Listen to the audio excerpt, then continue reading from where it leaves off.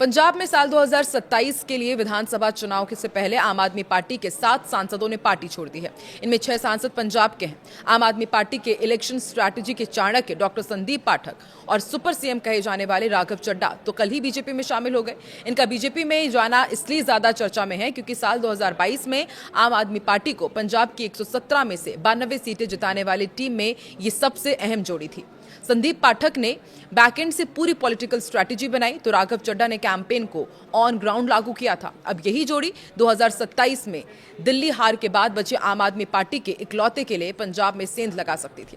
राघव चड्ढा के करीबियों का दावा है कि पार्टी के 30 से 35 विधायकों से उनकी काफी नजदीकियां हैं। तो क्या अब पंजाब में बड़ा खेला होने जा रहा है?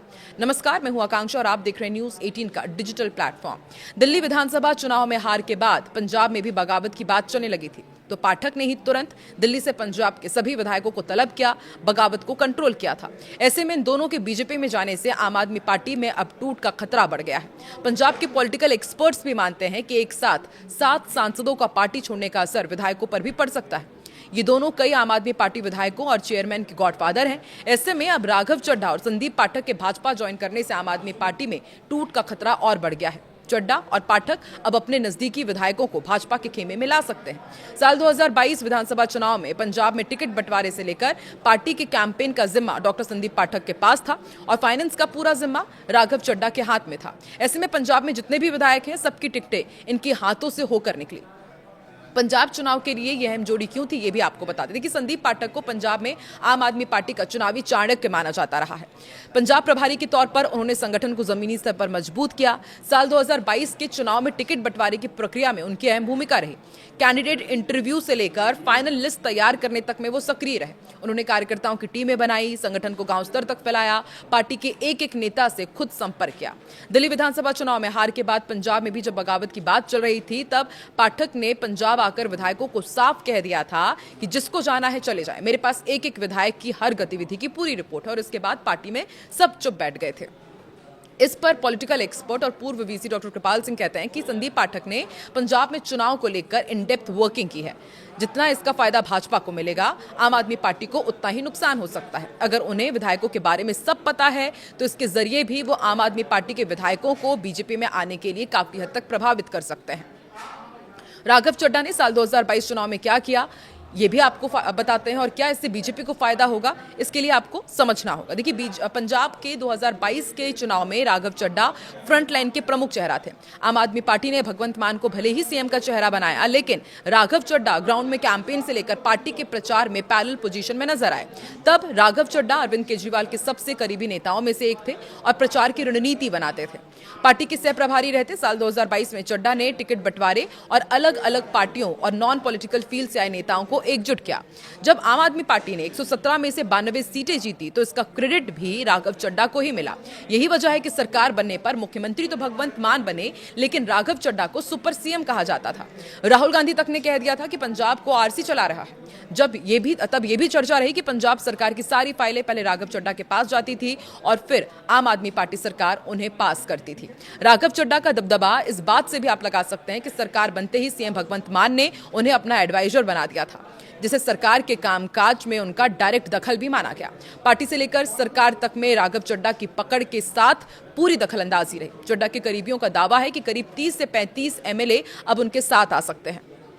पॉलिटिकल एक्सपर्ट भी कहते हैं कि जिस हिसाब से राघव चड्ढा ने साल 2022 में आम आदमी पार्टी में अपना दबदबा दिखाया था, उससे ये साफ है कि बहुत सारे नेताओं को उन्होंने ही टिकट दिलाई होगी। ऐसे में वो एमएलए जरूर राघव चड्ढा के प्रभाव में आकर पार्टी को छोड़ करके बीजेपी में जा सकते हैं। जिस तरह से 7 सांसद एक साथ पार्टी छोड़कर बीजेपी में गए हैं, वैसे ही पंजाब में आम आदमी पार्टी के लिए खतरा हो सकता है। उन्होंने ये भी कहा कि इतना जरूर है कि जल्द कुछ ऐसा होगा, ये संभव नहीं है। उन्होंने कहा कि विधानसभा चुनाव जब नजदीक आएंगे तब हो सकता है कि पार्टी के नेता पाला बदल लें, आम आदमी पार्टी छोड़कर भाजपा में चले जाएं। तब तक संदीप पाठक और राघव चड्ढा उनसे संपर्क करके पूरी रणनीति बनाएंगे और सही मौके पर पार्टी में शामिल करवाएंगे। बंगाल का चुनाव पंजाब की राजनीति को तय करेगा। अगर भाजपा बंगाल में सरकार बनाने में कामयाब हो गई तो फिर इस बार भाजपा पंजाब में पूरी आक्रामकता के साथ नजर आएगी। जब पंजाब में आम आदमी पार्टी की सरकार बनी तो राघव चड्ढा और संदीप पाठक सुपर सीएम की तरह काम करते रहे। इस दौरान पंजाब में जितने भी चेयरमैन लगे या एमएलए बने हो वो इनके पास से होकर निकले हैं। कई नेता तो ऐसे हैं जिनकी पहली राजनीतिक पारी और उसमें भी जीत के साथ कुर्सी मिलने का श्रेय भी चड्ढा और पाठक को ही जाता है। ऐसे में उनमें इन दोनों नेताओं की अच्छी पैठ है। अब भले ये दोनों आम आदमी पार्टी से अलग हो गए हों, लेकिन वो अब भी इनके संपर्क में होंगे और ये पार्टी को बड़ा नुकसान पहुंचा सकते हैं।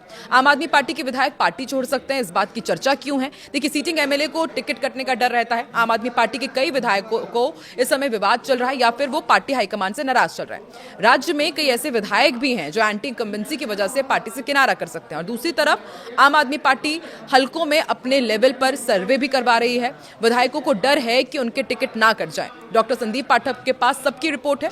ऐसे में वो उन विधायकों से संपर्क साध सकते हैं जिनकी टिकट कटने का खतरा रहता है। 9 मंत्रियों की हो चुकी है कैबिनेट से छुट्टी, वो नाराज चल रहे हैं। आम आदमी पार्टी की सरकार से 9 मंत्रियों की छुट्टी हो चुकी है। कैबिनेट से छुट्टी होने से कहीं ना कहीं उनके मन में भी टीस है। जिनकी मंत्रिमंडल से छुट्टी हुई है उनमें अनमोल गगनमान, चेतन सिंह, जोड़ा मजरा, कुलदीप सिंह धालीवाल, ब्रह्मशंकर जिम्पा, बलकार सिंह, इंद्रबीर सिंह निज्जर, फौजा सिंह सरारी, विजय सिंगला के अलावा लालजीत भुल्लर के नाम शामिल है। Laljit Bhullar DM Randhawa suicide case में जेल में है। अमृतसर से कुंवर विजय प्रताप भी बगावत कर चुके हैं और ऐसे में माना जा रहा है कि शायद ये सब पार्टी से नाराज चल रहे हैं। तो बरगाड़ी कांड को लेकर लगातार वो सरकार को घेरते भी आए हैं। यही नहीं, उन्होंने अरविंद केजरीवाल के खिलाफ भी खुलकर मोर्चा खोला हुआ। इसके बावजूद पार्टी ने उन्हें निकाला नहीं है। अनमोल गगन मान ने पार्टी ही छोड़ दी थी। खरड़ से वो विधायक थे। पूर्व मंत्री गगन अनमोल मान ने पिछले साल राजनीति से संन्यास लेने का ऐलान किया था। मंत्री पद से हटाए जाने के कारण वो पार्टी से नाराज चल रही थी। हालांकि बाद में पार्टी ने पंजाब प्रधान अमन अरोड़ा के मनाने पर वो फिर से एक्टिव हो गई हैं। वैसे आपको याद होगा कि राघव चड्ढा आम आदमी पार्टी को छोड़ने वाले इकलौते या पहले नेता नहीं है। आम आदमी पार्टी की स्थापना से लेकर अब तक अरविंद केजरीवाल से विवाद होने के चलते 35 बड़े चेहरे इस पार्टी से किनारा कर चुके हैं। इनमें सबसे ज्यादा 20 नेता पंजाब से ही ताल्लुक रखते हैं। अब आम आदमी पार्टी छोड़ने वाले अन्य प्रमुख चेहरों में कवि कुमार विश्वास, योगेंद्र यादव, प्रशांत भूषण शामिल हैं। आम आदमी पार्टी छोड़ने वाले पंजाब के प्रमुख नेताओं में सुच्चा सिंह छोटेपुर, एडवोकेट एच.एस. फुल्का, गुरप्रीत गुग्गी शामिल हैं। आम आदमी पार्टी ने पंजाब से अपने 2 सीटिंग लोकसभा सदस्य धर्मवीर गांधी और हरजिंदर सिंह खालसा को भी पार्टी से निकाल दिया था। यानी कि एक के बाद एक कई ऐसे लोग हैं जिन्होंने आम आदमी पार्टी का दामन छोड़ा है और अब राज्यसभा के 7 सांसद भाजपा में शामिल होने की बात कर रहे हैं। 3 तो हो ही गए हैं। अब देखने वाली बात होगी कि क्या अब इसका असर पंजाब में भी देखने को मिलेगा और क्या पंजाब में आम आदमी पार्टी को एक तगड़ा झटका लगने वाला है। आपको क्या लगता है? कमेंट सेक्शन में जरूर बताएं।